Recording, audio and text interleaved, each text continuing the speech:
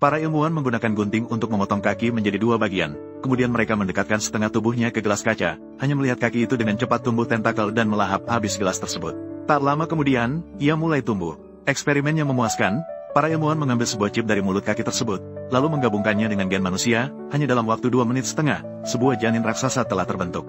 Para ilmuwan perlahan mendekat, janin itu tiba-tiba bergetar hebat, ketika cangkangnya robek, sebuah makhluk berbentuk manusia lahir, dan setelah itu, ia berubah menjadi seorang pria tampan. Para ilmuwan sangat puas dengan hasil kerjanya, tetapi tidak menyangka ia memiliki kesadaran sendiri. Ia menangkap leher ilmuwan tersebut, dan dengan begitu, ilmuwan itu mati konyol. Setelah itu, monster itu berjalan langsung ke meja kerja di sebelah, mengangkat sebuah pisau sepanjang 40 meter, tanpa ragu memotong jarinya sendiri. Ia menyadari tidak merasakan sakit sama sekali. Jadi dia menjulurkan lidahnya untuk mencicipi, lalu meletakkan jari yang putus dekat kaca di meja.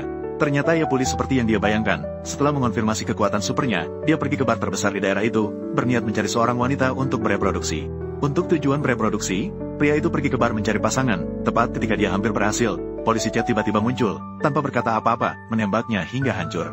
Namun dia tidak mati, malah melarikan diri ke dalam lift. Ternyata dia adalah makhluk berbentuk manusia yang diciptakan dari selimut.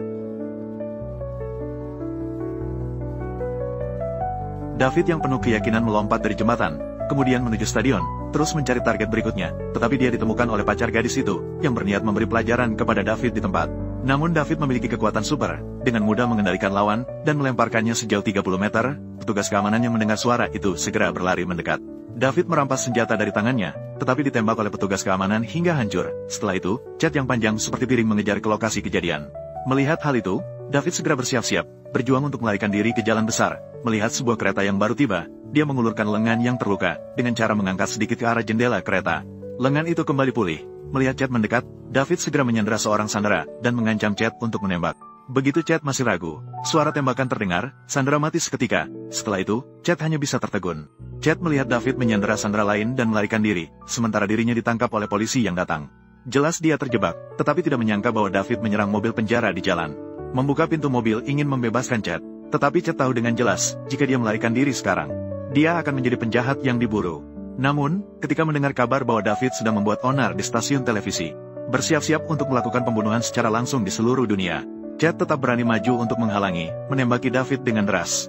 Melihat David berlari ke atap, Chad dengan cepat mengejarnya dan bertarung sengit dengannya.